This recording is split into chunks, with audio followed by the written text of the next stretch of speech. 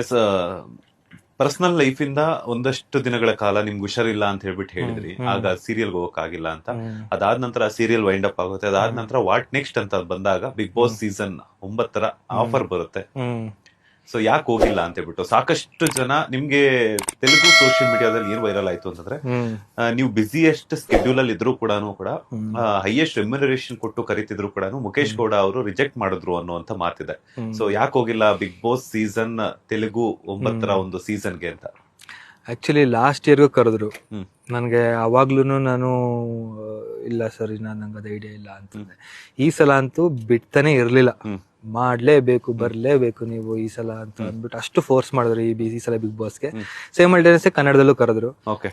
ಕನ್ನಡದಲ್ಲೂ ಬಂದಿತ್ತಾ? ಯಾವ ಸೀಸನ್ಗೆ? ಈ ಸೀಸನ್ಗೆ 12ಕ್ಕೆ. ಸೂಪರ್.